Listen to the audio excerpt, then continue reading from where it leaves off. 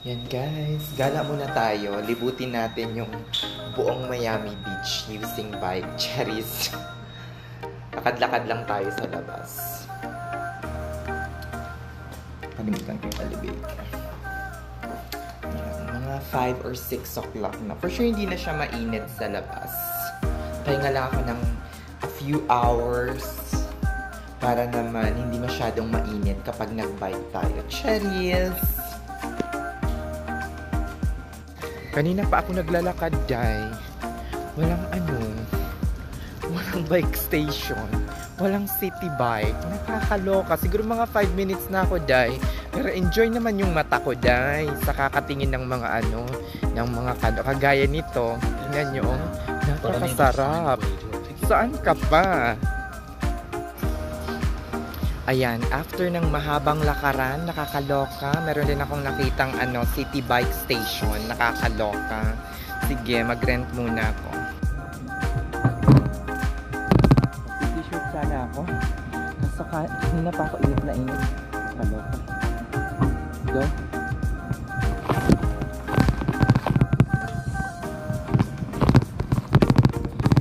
Galaw ng camera.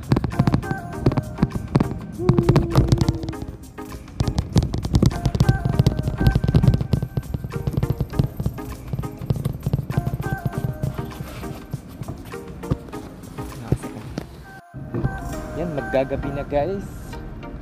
Sa uli na natin yung bike. Baka ma-overcharge pa tayo. Tcharan! Satas sana city bike ko. Ito. City bike ata to. Tcharan! Tcharan! Tcharan! Tcharan! Tcharan! Yan, meron.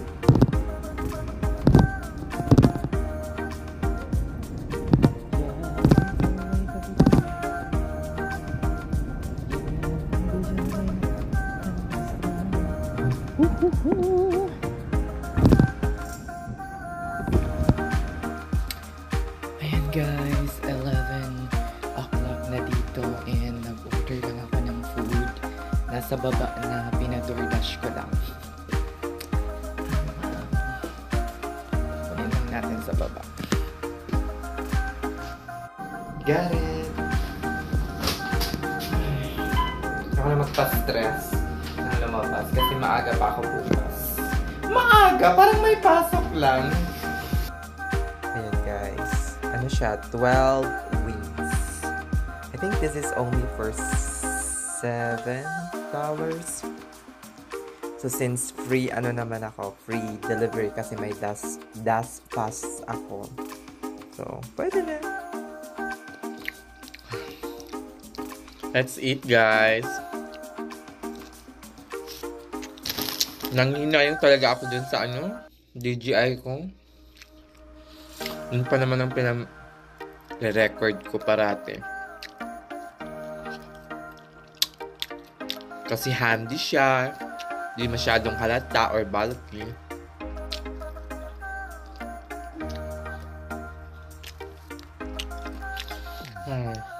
Sayang. After nito, matutulog na rin ako. So,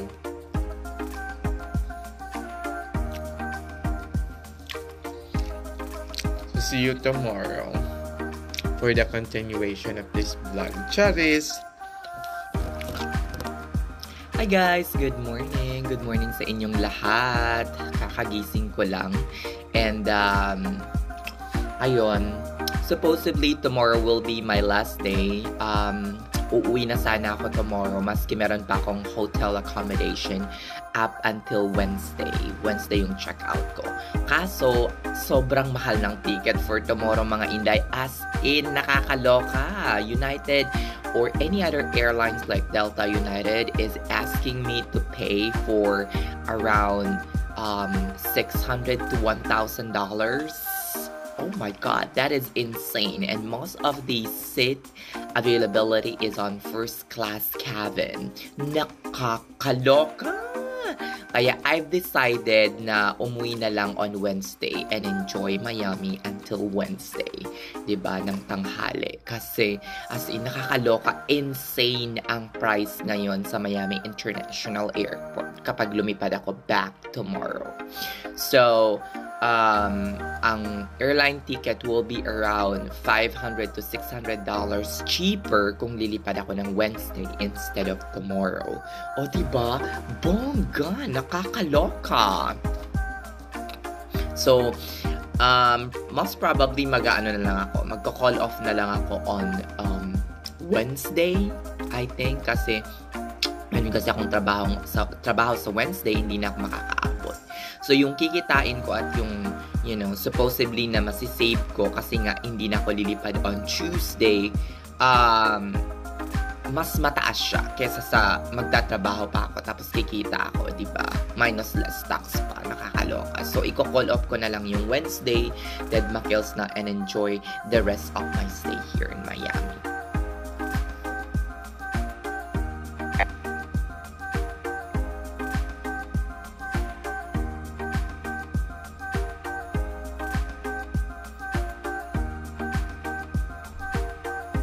Hi guys! 12 o'clock na ngayon and galing lang akong CBS, bumili lang ako ng water and fruits, and then after this mag-workout ako and then eat my lunch after that, and then hopefully we can go to Little Havana later. Little Havana. Yes, hindi ako makakauwi bukas. Wednesday pa yung flight ko kasi nga sobrang mahal ng ticket tomorrow. Pakita ko lang sa inyo. Itong water, $2.06 dito sa... $2.06 ba? Yeah, $2.06 dito sa... No, $2.49. So, kung sa Dayton ito, nasa $1.02 lang. Itong ganitong size.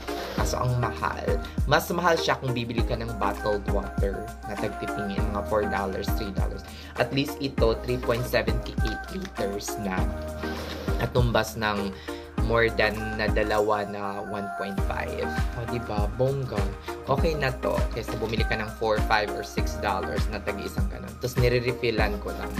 Meron ding free, kaya lang dalawa lang, hindi sapat for 2 days. Ay, for 2 days, hindi siya sapat for a day.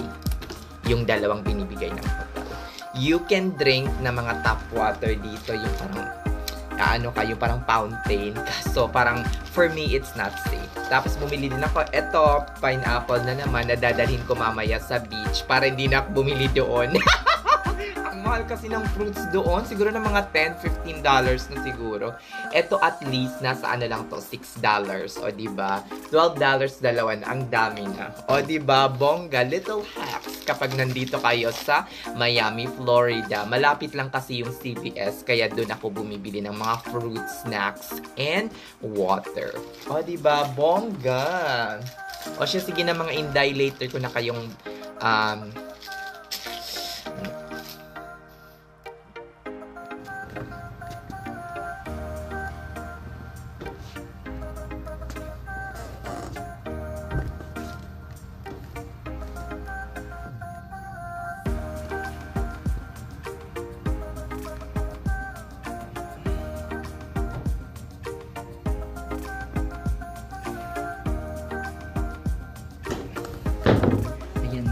Day, nakakaloka. Kailangan nating maging beach ready. Beach ready, cherries. Malapit na ako matapos mag-workout dito. And siguro magsuswimming na ako mamaya or dediretso na ako sa Little Havana later. Hindi ko pa alam yung gagawin ko. Cherries. Undecided kung pupunta ng Little Havana or go to Marketplace. Maganda rin kasi dun.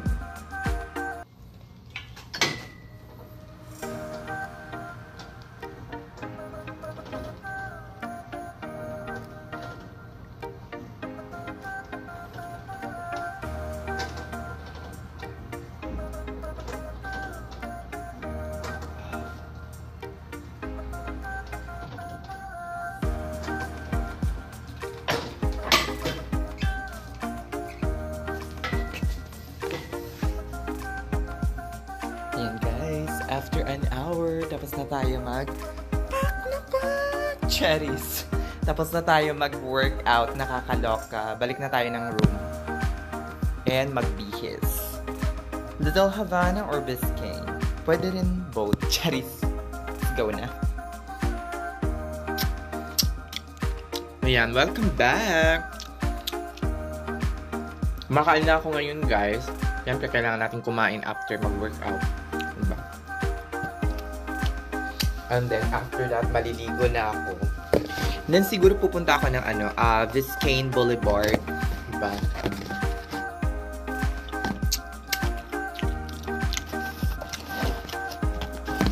Kasi bibili ako ng tripod. Diba? Para naman, hindi masyado magalaw yung yung phone. Charis! Kasi ito na nga yung gagawin kong pang vlog. Kasi nga nasira yung DJI ko.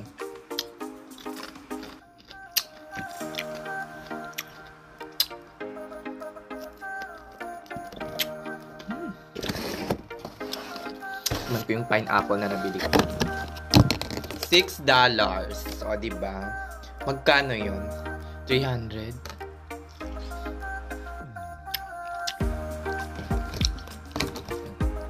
Sa ano to? Sa CVS. Sa Kroger ito, sa Dayton, mga $5 lang.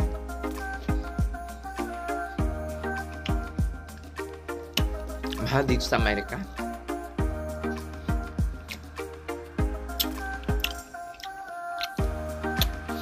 O siya. Sige namang Inday, see you later. Magsuswimming sana ako before ako umalis. Pero 3 o'clock na. Ayoko namang gabihin. Dito na lang ako magsuswimming. Charis! Pak! Sige na mga Inday, see you later!